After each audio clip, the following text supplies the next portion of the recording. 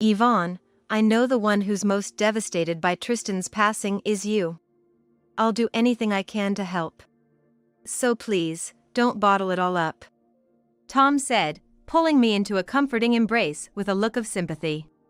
Anyone would think he was a husband trying to console his grieving wife. But I forcefully shrugged off his hand and glared at him.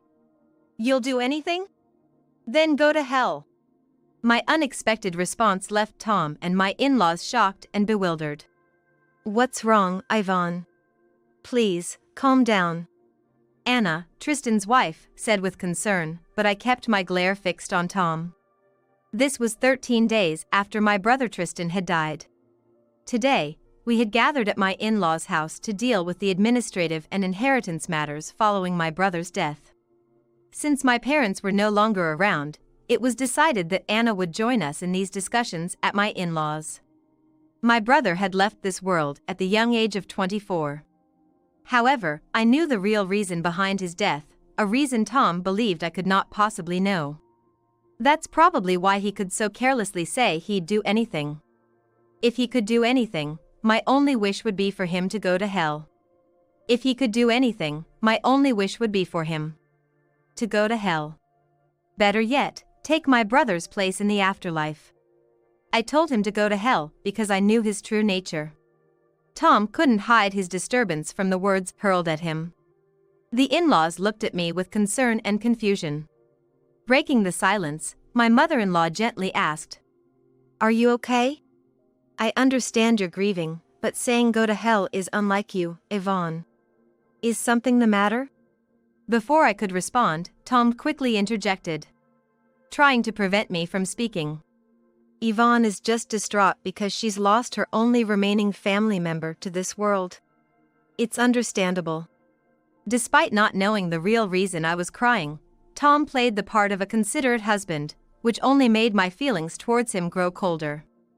On the other hand, Anna said, it's natural to be shocked. Yvonne was like a parent to Tristan, trying to support me. Despite potentially being in shock from losing her own husband, Anna remains composed enough to show concern for others, unlike me. Tom and the in-laws are all nodding in agreement with her words. Just like Anna said, my parents passed away early on. At the time, I was a senior in high school and Tristan, 7 years my junior, was still in elementary school.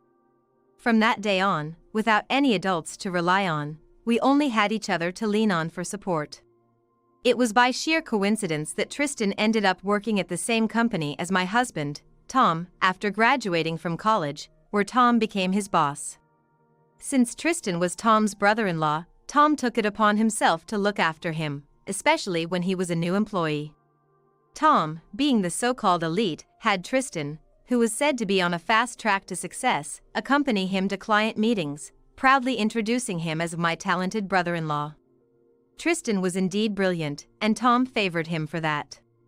Just 2 weeks ago, Tristan had come to visit our in-laws with Tom, and now, suddenly, he's gone. The loss of your brother, who you've supported and lived with just the two for so long, must be heartbreaking. And Anna, becoming a widow so suddenly, it's just tragic. Remember, if there's anything we can do, you both can always count on us," said my kind in-laws, showing concern for both me and Anna, who had lost her husband. Anna thanked them and put her hand on her chest in gratitude. Tom looked on with satisfaction at the three of us.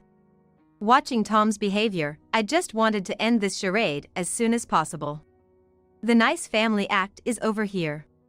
I want to clear my brother's name right here, I announced, surprising everyone present, including my in-laws and Tom. It was the perfect opportunity with all the relevant parties gathered. Ignoring their puzzled looks, I continued. My brother had a best friend.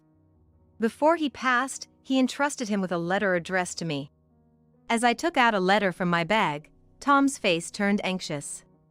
Probably curious about what was written. To him, this must feel like an invitation to hell.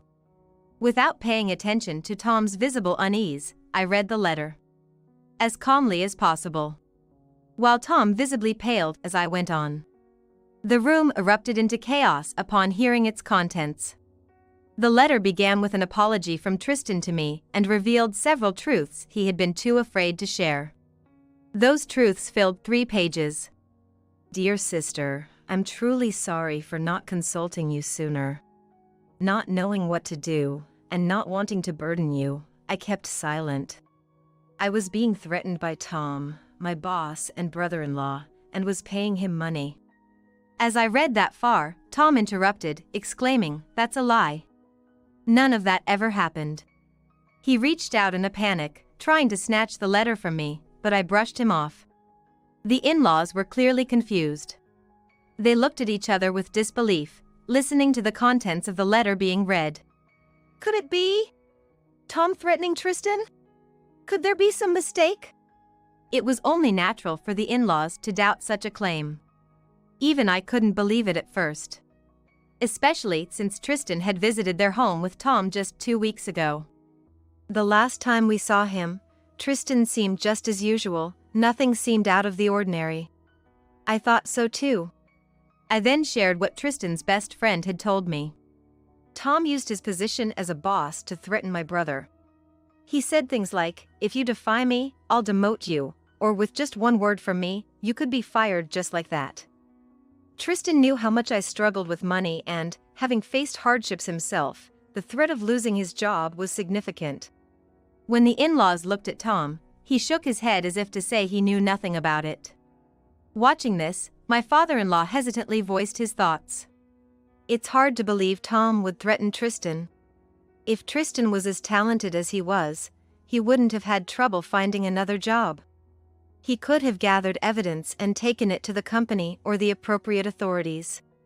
The idea that he would succumb to such threats doesn't seem very convincing. Tom also made it seem like he was holding me hostage with his words. He appealed to Tristan's emotions by asking if he wanted to destroy my happiness and relief from financial struggles, or warned him about the unknown consequences I might face if he rebelled. He cornered my kind brother with various threats, saying, "As long as you keep quiet, your sister will remain happy and unaware of any of this." My gentle brother, not wanting to worry me, bore it all alone and endured in silence. If my caring brother thought my hard-won peaceful life would be ruined, he would naturally hesitate. If the roles were reversed, I would think it was better for me to suffer alone too. Moreover, if your brother-in-law is also your boss, angering him could affect your own family. That must have been why Tristan couldn't say anything. In fact, Tristan had been particularly busy with work in the past few months, often coming home on the last train. It's possible he was already facing some form of harassment at work. The cause of Tristan's death was overwork, but it was Tom who drove him to it. Tristan must have been desperately struggling every day, both physically and mentally. Realizing how much my brother suffered alone makes me unable to forgive myself for not noticing. I didn't do any of that. Where's the evidence, anyway? Tristan's no longer here. There's no way to prove the letter's truth. Tom still tried to deny the contents of the letter with a calm demeanor. The in-laws, too, seemed unable to imagine their son doing such things, given the severity of the allegations in the letter. I do have evidence. I pulled out a voice recorder I had prepared in my bag along with the letter. When I played it, the conversation between Tom and Tristan was clearly audible. Tom's voice was unlike any I had ever heard from him before. It was harsh, intimidating, and full of insults, making me want to cover my ears. There were also sounds of something hitting a desk and other noises like things colliding, and faintly, what seemed like small cries of pain. The recording was even more vivid and harrowing than what was written in the letter. The thought of my dear brother being subjected to such verbal abuse was heart-wrenching. I barely managed to hold back tears while listening. And I felt ashamed for having spent time with Tom, oblivious to all this. I had thought I understood Tristan, having spent so much time together. When did you start wiretapping? Tom immediately focused on the fact that he had been recorded. This man, thinking only of protecting himself, seemed to have nothing else on his mind. Is that really the first thing you have to say after hearing this? You really are the worst kind of person.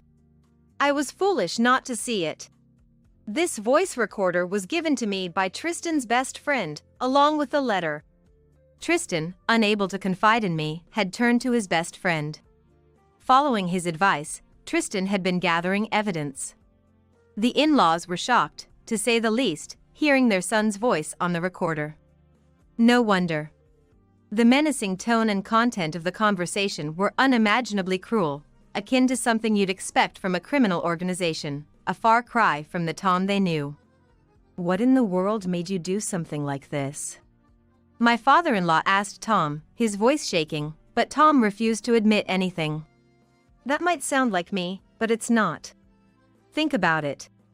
I have a high-ranking position in a top-tier company.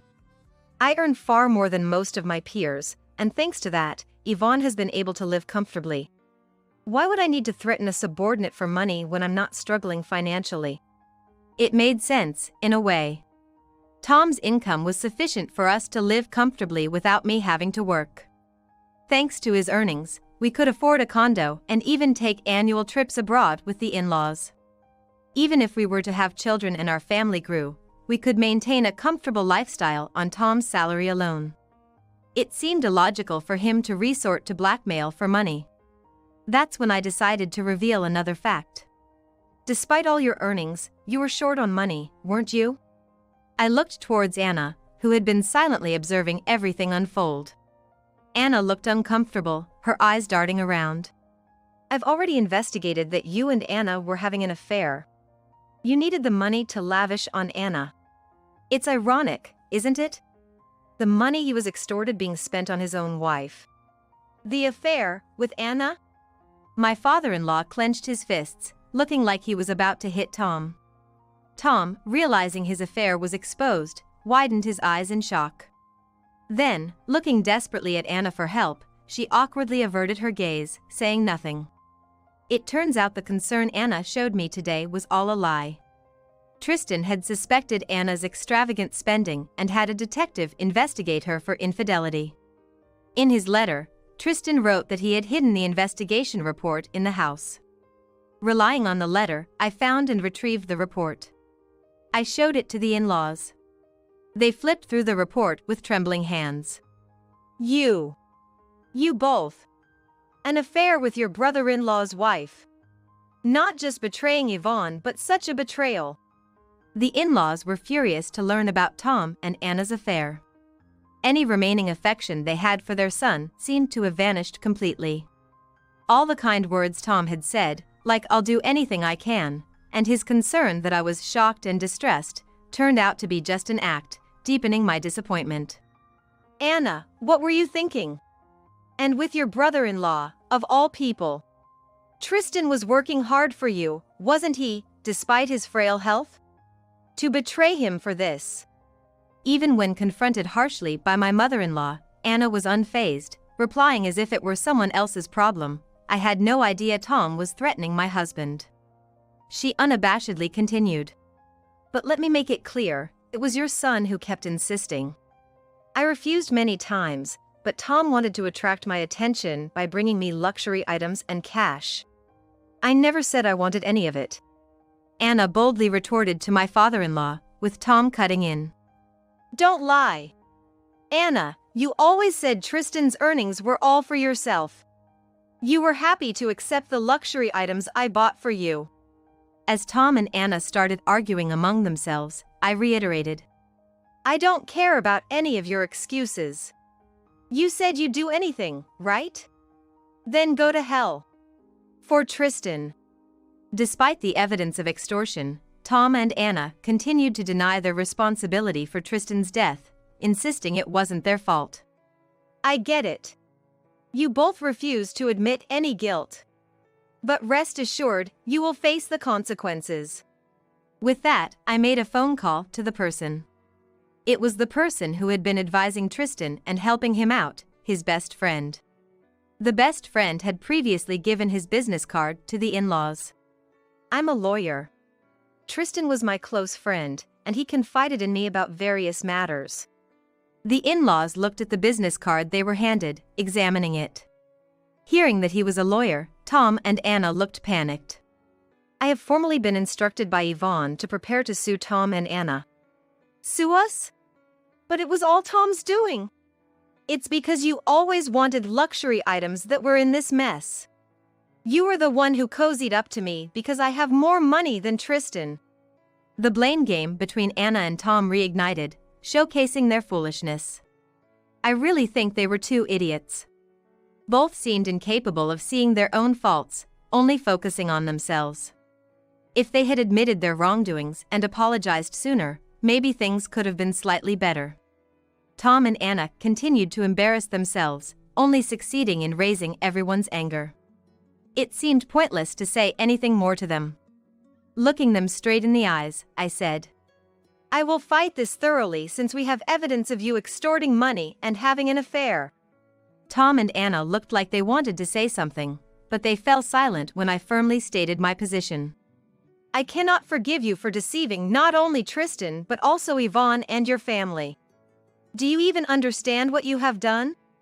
Tom and Anna couldn't respond and finally quieted down. Later, Tom and Anna were held accountable for their actions. My divorce from Tom was finalized. During the divorce, Tristan's best friend helped me claim alimony and damages from both Tom and Anna. After that gathering, I immediately moved out and into a new apartment. I also secured a job, and with the divorce finalized, I could finally start a new life. The in-laws disowned Tom and cut all ties with him. At Tom's company, his actions of extorting money from subordinates and having an affair became known, resulting in his dismissal. Tom and Anna had fallen into their own hell. But I don't think this has avenged Tristan's regrets. Still, for me, it marked a necessary closure to move forward.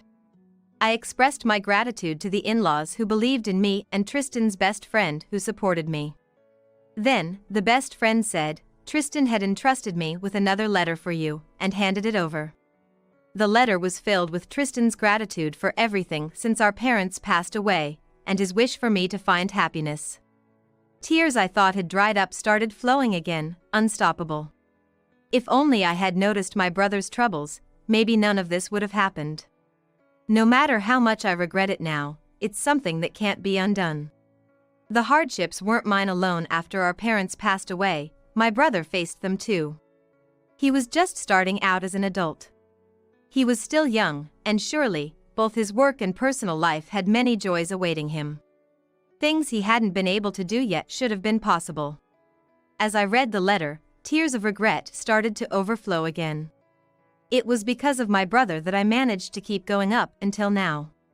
I'm the one who should be grateful. Holding the letter, I thanked him over and over again,